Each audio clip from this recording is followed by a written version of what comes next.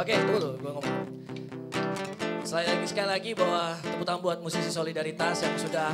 Jujur aja kita mau jalan, ini baru titik ke-7. Kita bakal jalan sampai 24 titik keliling ke kampung-kampung ke seluruh Jakarta. Mudah-mudahan kalau ada yang mau ikut silahkan mau ikut. Dan juga terima kasih banget buat teman rakyat yang juga sudah support full untuk lagu ini. Lagu ini ciptaan saya dan manajer saya namanya Mas Gio Wibowo.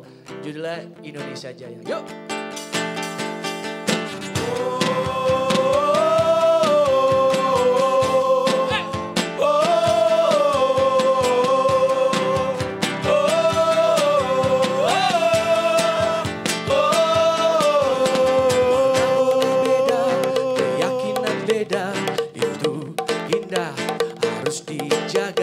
Suaraku ini, suaramu itu tak harus sama, silahkan saja. Yang penting harus diingat, satu tanah air, satu tumpah darah. Yang harus selalu kita jaga, Bhinneka Tunggal Ika. Bukalah hati, samakan rasa, kita satu bangsa, Indonesia Jaya. Dendangkan nada, nada cinta bangsa, kita selalu jaga, Indonesia Raya. Jangan adu domba kayak zaman Belanda, nanti malu sama Pancasila. Ibu Pertiwi saat kamu emosi, biar hati jadi happy.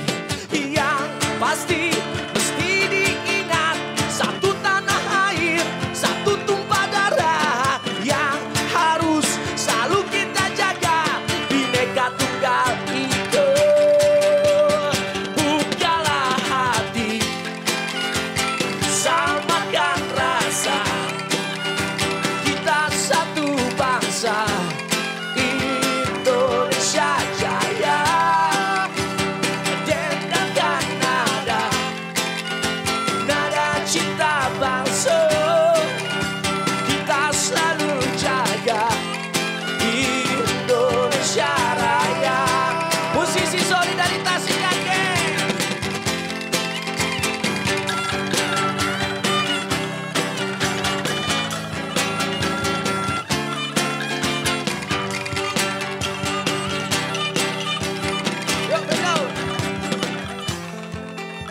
Bos, sekali lagi tepuk tangan buat musisi solidaritas nih.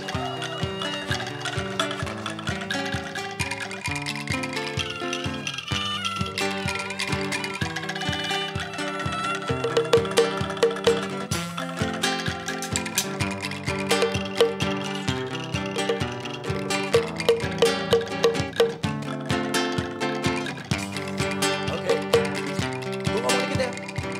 Ini adalah satu hal yang selalu kita nyanyikan dan kita selalu ungkapkan di setiap titik di kampung-kampung. Kita selalu bilang gini, kita tuh nggak punya apa-apa buat Jakarta, ya nggak? Iya, kita nggak punya mobil buat Jakarta, kita nggak punya rumah, kita nggak punya tanah buat Jakarta. Tapi besok di Februari kita punya suara kita untuk memilih siapa pemimpin kita, siapa yang akan mengabdi buat masyarakat. Jangan golput. Dan satu hal adalah kita punya tepuk tangan buat Jakarta. Oleh karena itu, kita satukan hati, samakan rasa. Kita nyanyi bareng lagi yuk. Ya hafal langsung nyanyi ya, yuk.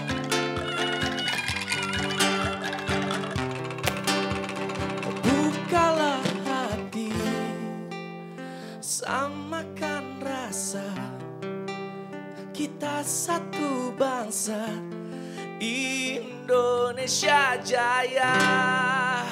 Oh, dendangkan nada, nada cinta bangsa, kita selalu jaga, Indonesia Raya. Bukalah hati, samakan rasa, kita selalu jaga, Indonesia Raya.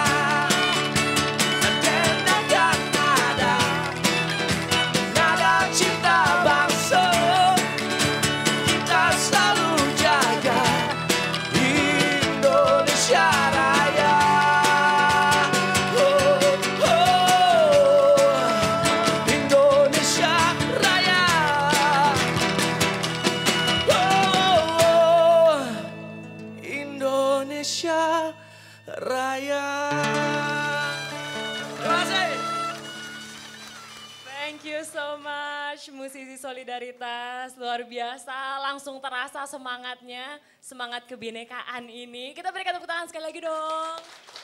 Thank you.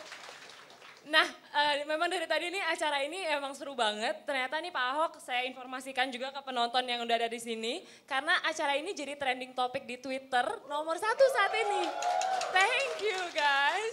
Oke, kita akan langsung masuk ke segmen 4. Kali ini Pak Ahok akan menerima pertanyaan. Mungkin yang awal ini saya akan melempar dulu ke penonton yang sudah hadir di kantor Kaskus hari ini. Yang mau bertanya silakan langsung unjuk tangan. Form pertanyaan? Oke, kita akan langsung lihat aja nih ya form pertanyaannya ya. Ini ada, sorry, nggak apa-apa. Thank you Pak. Yang pertama ini dari Elang MS. Ini pertanyaan pertama, setelah terpilih nanti Pak Ahok, adakah gebrakan kegiatan baru di luar kegiatan yang sedang berjalan? Ya mungkin salah satu yang akan kita bereskan itu perombakan besar-besaran PNS sebetulnya. Kenapa? Angkatan muda, saya yakin sekarang ada di atas 80%. Birokrat di DKI ini sangat bersyukur, sangat baik, karena mereka digaji terendah sudah 13 juta sekarang. Jadi PNS DKI terendah tuh masuk 13 juta, tapi dengan indikator yang jelas. Nah kita terhambat oleh golongannya. Jadi kalau Anda mau masuk ke eselon 2, 3, 4 itu harus ada golongan. 1, 2, 3, 4 ada golongan.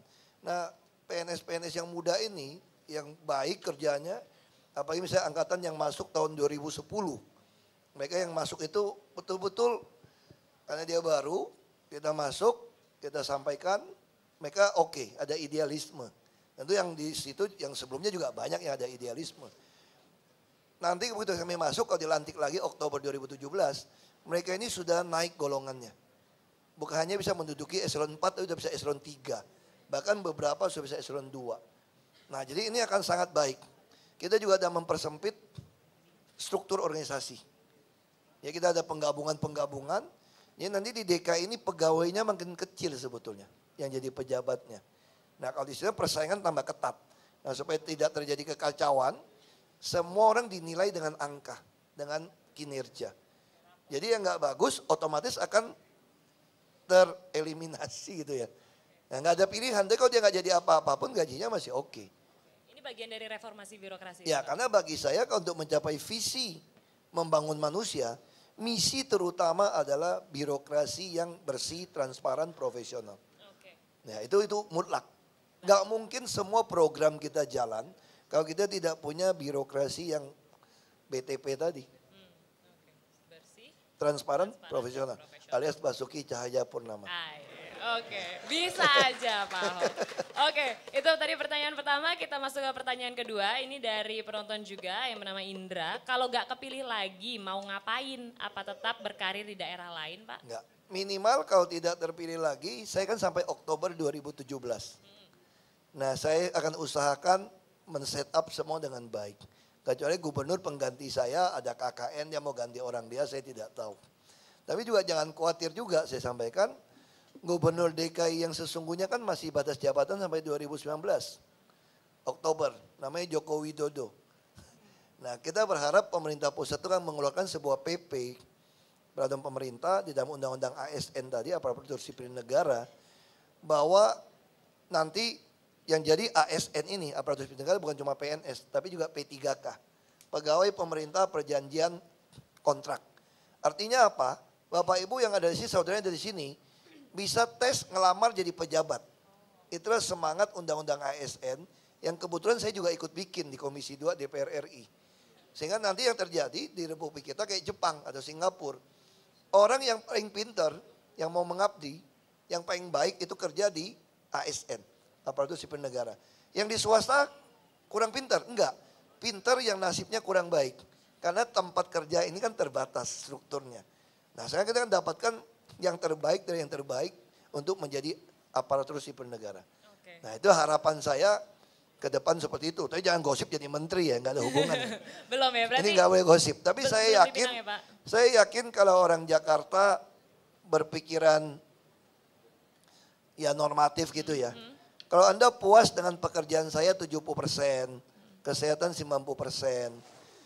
Anda puas dengan sebuah produk, dengan pelayan. Untuk apa sih Anda iseng coba-coba produk Yang lain. baru gitu loh. Oke.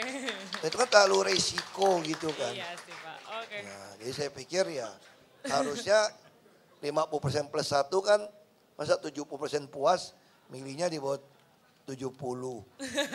Ya kan? Oke, kita tunggu nanti 15 Februari berarti ya Pak ya? Ya, Oke. mudah-mudahan aja. Mudah-mudahan. Dikasih kesempatan untuk menyelesaikan perjuangan kami yang belum selesai. Belum selesai. Oke Pak, kita tunggu. Nah, kita juga sudah mengundang pertanyaan dari para kaskuser dan ada yang juga sudah menanyakan ini gimana membaca ID kaskusnya. Wong Sen 3NG, Pak Ahok, tanggapan Pak Ahok tentang tentang Black Campaign dan kampanye di era digital ini seperti apa? Silakan langsung Pak. Ya ini pengalaman sama tahun 2012. Ketika itu kan orang kampanye hitam kan kencang. Masuk ke kampung-kampung. Saya justru bersyukur. Kenapa? Black campaign atau kampanye hitam atau gelap gitu ya. Sama juga kampanye kan. Tadi orang nggak kenal kami. Karena gara kamu ngomongin. Jadi malahan jadi populer. Walaupun niatnya populer yang negatif. Yang menyebarkan black campaign juga lupa. Orang yang bisa membaca kampanye hitam digital Anda, dia sebetulnya juga nanti satu hari juga bisa membaca siapa Anda. Kecuali saya selama ini jadi pejabat dari DPRD, Bupati, terus di DPR RI sampai Wagub, Gubernur, isinya pencitraan atau kebohongan. Nah di era digital kalau kamu bohong, pernah ngucapin yang salah atau nggak konsisten, selesai kamu. Orang tinggal cari. Nah kalau orang cuma kampanye hitam dengan digital, itu sebetulnya juga terjadi. Orang itu satu hari juga akan dapatin yang benar. Kecuali orang ini memang penuh kebencian karena masalah SARA. Kalau penuh kebencian masalah SARA ya saya nggak bisa apa-apa juga. Tapi kalau kayak begitu, kalau pakai SARA agama saya masih bisa. Kalau kebencian pakai agama saya masih bisa. Kenapa? Saya hibur diri gitulah, kekuasaan kan punya Tuhan. Tuhan yang nentukan gue jadi ya nggak jadi, kok emang gue pikirin lu, nah, gitu aja sih. Oke, menghibur diri sendiri ya Pak ya. Oke. Dan ada pertanyaan kedua juga dari Kaskuser nih, Fabian 1960. Apa challenge terbesar kota Jakarta atau Indonesia sebagai bangsa saat ini menurut Pak Ahok? Ada note-nya, jujur ya Pak. Kemunafikan. Kemunafikan, kenapa Ya. Pak? Kita sering sekali menutupi korupnya kita, status quo kita dengan sebuah kemunafikan dengan namanya agama. Maka itu yang paling menakutkan buat bangsa ini saat ini, termasuk di Jakarta. Orang membungkus semua ketidakadilan segala macam tuh dengan agama. Ini yang bahaya. Karena begitu ngomong agama orang takut. Lalu kelompok ini yang sempit ini memaksakan kebencian dengan tutup agama ini, diharap semua peraturan mendukungnya untuk menghukum Anda yang tidak setuju dengan konsep ini. Nah ini bahaya. Harusnya kan kita mesti transparan. Jadi nggak bisa semua diputuskan sekelompok tertutup. Harus semua transparan membuat keputusan-keputusan. Nah ini yang bahaya. Misalnya contoh, Anda kalau menjadi seorang koruptor yang agamis, itu Anda dianggap kayak pahlawan loh. Itu kan lucu gitu kan, didatangin masih di penjara. Padahal koruptor Kayak ya, sebagai orang hebat. Nggak ada yang marahin Anda. Karena ditutup dengan agama. Nggak ada yang berani. Makanya kalau Anda mau nipu orang pun, misalnya kan ada yang nipu orang gitu kan, yang jadi tokoh agama dari pengemis ditarik-tarik. Ya ada itu loh, yang di daerah mana yang ada kanjeng-kanjeng apa itu kan. Nanti nggak ngomong lah, nanti salah lagi saya. Ada nggak yang menggugat beliau menodai agama atau menista agama? Belum Pak. Nggak ada. Itu kan jelas memakai agama untuk penipuan. Nggak ada.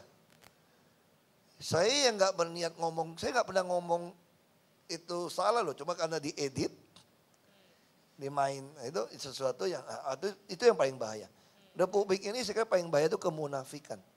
Kemunafikan adalah menjadi PR besar begitu ya Ya. untuk masyarakat. Mungkin apa ya Pak, memperbaiki kembali pola pikir begitu ya Pak? Ya harus ada satu showcase, ada orang yang menunjukkan keterbukaan. Oke. Apa adanya. bahwa ini fakta. Oke. Itu yang udah hilang di negeri ini. Baiklah, kejujuran itu. Oke, itu tadi yang menurut Pak Ahok masih menjadi PR bangsa kita. Dan selanjutnya juga kita masih mengundang ada pertanyaan ketiga dari Kaskuser, Pinkan Begel. Halo Gan Ahok, bagaimana strategi Pak Ahok dan Pak Jarod untuk merebut hati para first voter? Bagaimana pandangan Pak Ahok terhadap peran millennials dalam pilkada? Gimana Pak? Ya saya kira ini penting ya, kalau teman-teman relawan kita juga masuk ke wilayah ini kan. Nah bagi kami adalah bagaimana sekarang bukan menyampaikan apa yang telah kami lakukan. Kalau kita lihat semua orang sudah tahu kok, Basuki Jarod ini kerja apa saja di Jakarta, semua sudah tahu. Cuma gara-gara kasus saya itu beberapa orang ada yang sibuk, orang khas generasi ini kan cepat ya. Milenial kan dia cuma baca sekilas. Makanya diedit potong ini bahaya dan beberapa sudah tidak mau terima. Nah ini namanya teman-teman yang bergerak di sini sekarang mulai membantu meyakinkan orang kembali bahwa Ahok itu bukan seperti itu. Kan tiba-tiba Ahok dianggap musuh agama tertentu, penista agama, benci. Nah itu kan bisa diambil dari karakter dari kecil. Misalnya ada tweet juga kan, kita tahu ada sini tweet. Saya bukan mau promosi, ini buku gratis sih. Saya temukan satu buku yang menarik. Ini di Twitter sinetron oleh Kurawa. A Man Called Ahok, sepenggal kisah perjuangan dan ketulusan. Jadi ini yang suka nge-tweet ini, dia ke Belitung Timur. Ke Belitung nih, dia membuat 404 tweet. Sinetweet tentang siapa saya. Dia wawancarai guru saya, dia wawancarai teman-teman saya. Ini menarik. Misalnya contoh saya juga kaget. Misalnya dia bilang bagaimana mungkin Ahok itu benci Islam. Di rumahnya saja masih dipasang kotak sumbangan bangun masjid. Karena saya suka bantu teman-teman bangun masjid. Itu di kampungnya saja masih ada masjid lagi finishing. Itu Ahok juga ikut keluar duit bangunnya. Terus kita juga bantu guru agama kita yang sangat ya Islam kuat. Itu ya istilahnya gitu ya. Kita juga bantu, ini semua dari dia. Terus dia bilang Ahok gak menghormati orang tua, gak menghargai guru. Di sini dia temukan, saya juga gak ingat waktu itu ya. Saya ada guru SMP saya, waktu tahun 2004 saya terpilih jadi anggota DPRD. Kebetulan guru SMP ini telah menjadi seorang staf di sekretariat DPRD. Kita pakai safari, pakai jas. Dari partai lain juga ada muridnya gitu loh. Waktu kami mau sidang, ini guru ini nyusun kursi meja. Nah saya lagi duduk, ini cerita dia ini, cerita guru itu. Dia tanya kenapa kamu habis-habisan bela Ahok.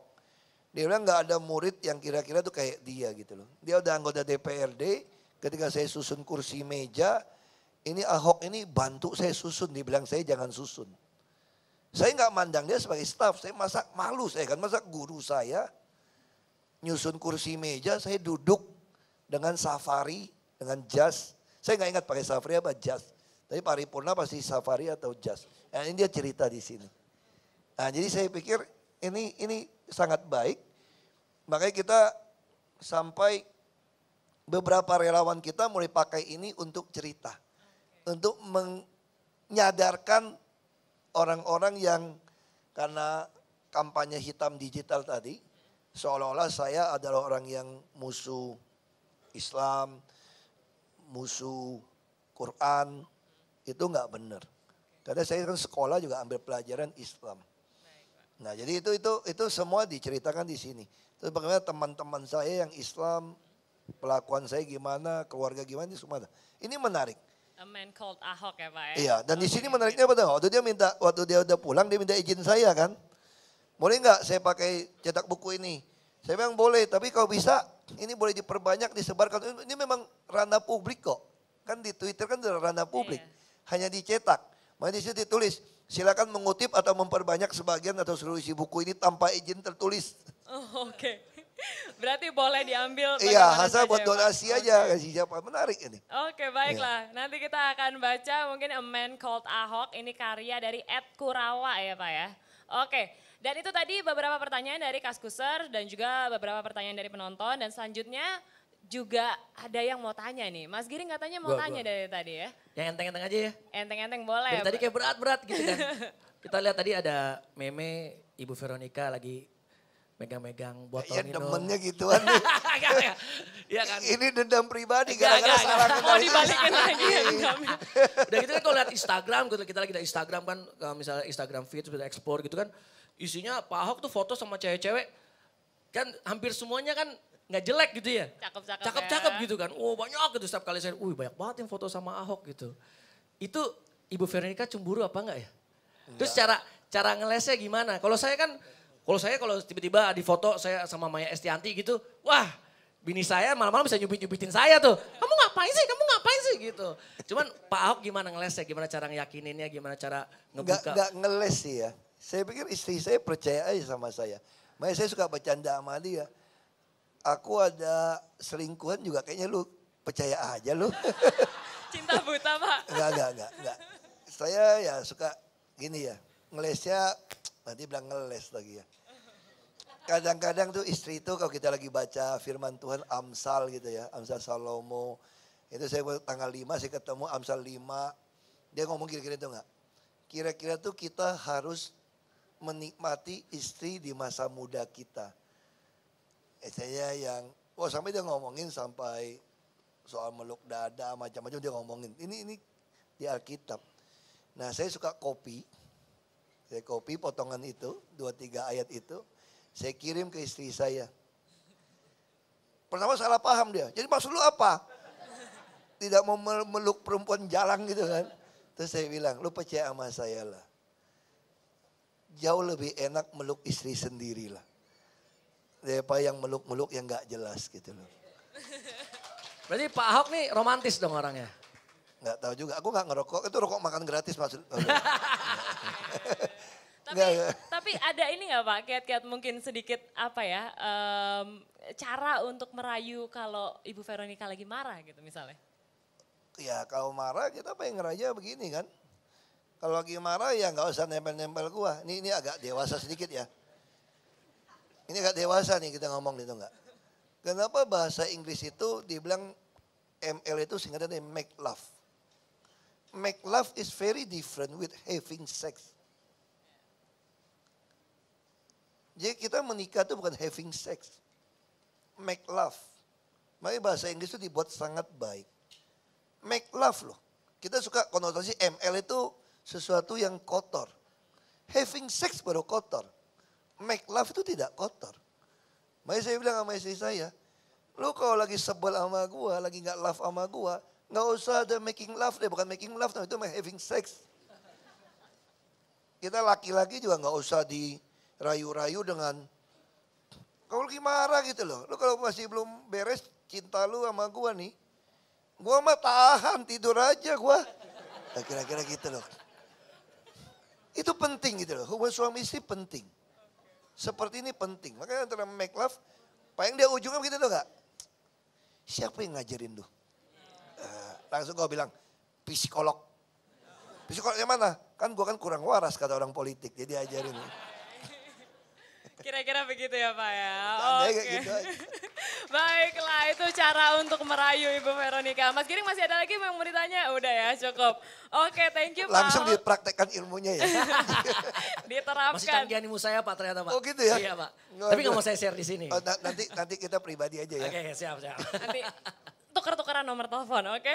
Oke, dan selanjutnya sebagai penutup acara juga kita akan melihat nih Pak Ahok akan ditantang oleh Kaskuser. Kira-kira Bapak berani gak nih Pak? Udah siap belum? Siap-siapin aja Kan ya. ada pintu kabur kan. Ada sih tapi banyak yang nanti kalau kabur juga minta selfie jadi Bapak tetap stuck. Kita bisa ambil lagi, tarik ke sini. Oke, ini tantangan dari Kaskuser. ID-nya Prayogot. Nah, ini tantangannya. Pak Ahok hafal Pancasila kan?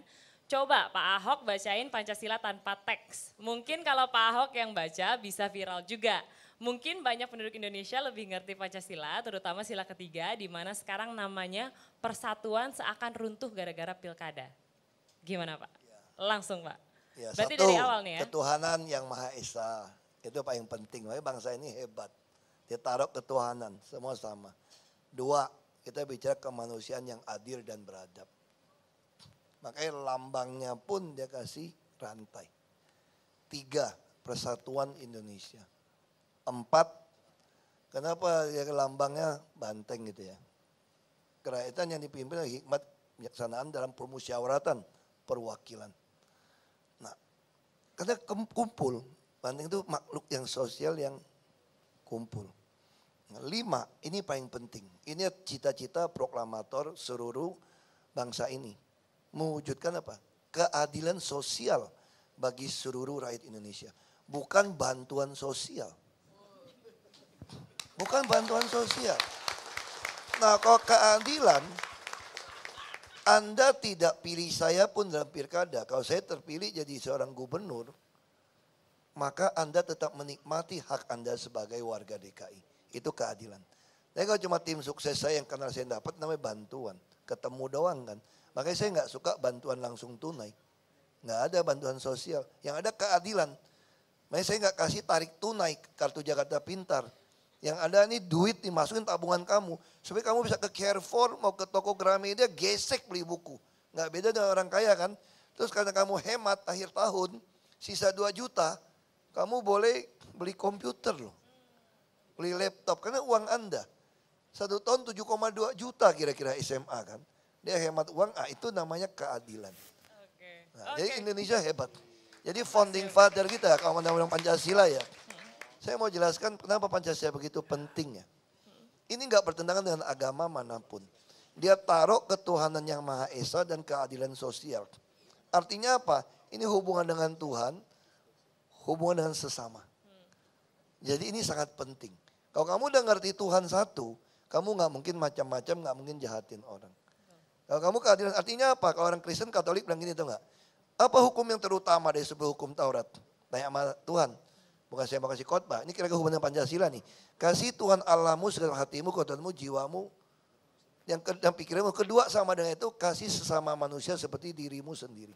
Pada kedua hukum ini tergantung seluruh hukum Taurat dan kitab Nabi. Kalau yang buat muslim ini jangan boleh pelecehan, aku cuma ngutip ya. Hablum minallah, hablum minanas. Berarti hubungan dengan Allah dan sesama. Inilah Pancasila. Tuhan yang Maha Esa dan keadilan sosial. Luar biasa founding father kita menciptakan ini. Kita beri tepuk tangan. Ini curang, challenge-nya terlalu mudah buat Pak Ahok ya? Nanya orang politik pakai Pancasila ya, Iya. salah. Iya. Enggak, aku ngerti. Kaskuser. Kaskuser. Ngaskus kan. Ngaskus. Yang suka ngaskus kan, gitu kan. Yang suka ngaskus itu, rupanya terjebak. Pasti terpengaruh ada pejabat yang nyanyi apa semua salah. Enggak tahu Pancasila ya, salah. Okay. Lo kira semua pejabat kayak dia, salah lo. Ini mah pejabat beda. Okay. Kalau naik sama saya jangan yang politik. Kalau tadi aku udah takut nih, kalau suruh nyanyi aja pingsan deh. Itu dia pembuktian dari Pak Ahok hafal Pancasila dengan baik dan benar dan penerapannya juga ya Pak. Ini sebelum closing acara mungkin sedikit aja Pak, saya ingin tahu nih apa sih yang ingin disampaikan Pak Ahok untuk masyarakat Jakarta atau lebih luas masyarakat Indonesia, singkat aja Pak. Ya saya mau sampaikan pada masyarakat Jakarta, ya perjuangan kami kan belum selesai. Kita 1-2 tahun kan bertempur dengan birokrasi, bangun sistem. APBD saja baru mulai betul-betul bisa kita jalan lebih tepat tuh di 2016. Karena 2015 pun sudah tepat tapi di eksekusi belum siap. Nah makanya kami tentu berharap warga DKI mengizinkan kami untuk menyelesaikan perjuangan kami yang belum selesai itu. Oke. Tentu saja kalau waktu tanggal 15 pakai kacamata kuda deh. Atau begitu buka jangan lihat kiri, jangan lihat kanan, lihat tengah nomor 2. Oke. Itu dia pesan dari Pak Ahok. Tapi selesai sudah acara kita hari ini, tapi sebelumnya saya mengucapkan terima kasih banyak untuk Pak Ahok yang sudah hadir hari ini. Dan juga sebagai pengucapan terima kasih begitu ya dari Kaskus, akan diberikan karikatur dari Pak Roni, CMO dari Kaskus. Kita akan lihat sama-sama nih karikaturnya seperti apa ini Pak Ahok. Ya kita berikan tepuk tangan untuk Pak Roni, CMO dari Kaskus yang akan memberikan, ini dia karikaturnya langsung di, oke. Tepuk tangannya para penonton, Oke, thank you. Ini dia, itulah tadi acara hari ini dan jangan lupa untuk menjaga kedamaian, solidaritas dan juga rasa Bhinneka Tunggal Ika dalam Pilkada DKI 2017. Dan untuk teman-teman dan juga Kaskusers nih yang ingin mencari info lengkap tentang Pilkada DKI dan ingin mengikuti pollingnya, bisa langsung kunjungi website Jakarta Punya Suara di pilkada dki.kaskus.co.id. Terima kasih juga saya ucapkan untuk semua yang hadir hari ini, komunitas Kaskus, Giring Ganesa dan juga musisi Solidaritas, Boga Group dan semua Kaskusers yang sudah hadir dan juga sudah menonton tentunya. Sampai jumpa di live Kaskus berikutnya. Saya Syahna Suartono undur diri. Silakan sekali lagi musisi Solidaritas. Nanti kita tantang Pak Ahok nyanyi gimana? Mau nggak? Ayo lo, yuk langsung yuk. Ini lagu lama nih. Gimana ya?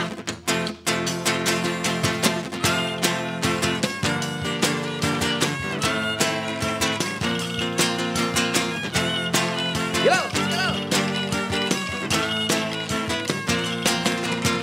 Biar saja ku tak sehebat matahari, tapi selalu ku coba tuh menghangatkanmu. Biar saja ku tak setegak batu karang, tapi selalu ku coba tuh melindungimu.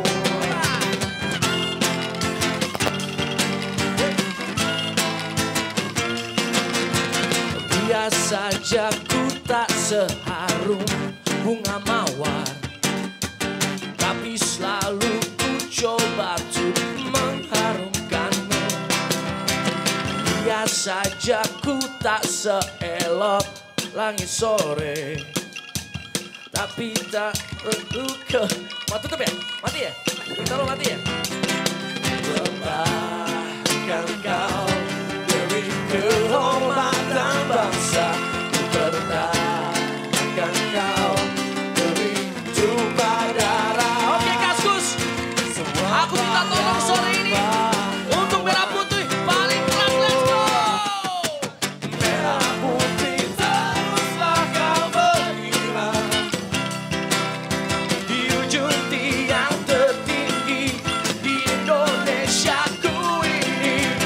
Merah putih teruslah kau berkibar Di ujung tiang tertinggi di Indonesia ku ini. Merah putih teruslah kau berkibar. Ku akan selalu menjagamu. Oh, ku coba akan kau demi kehormatan bangsa, ku pertahankan kau demi tumpah darah semua pahlawan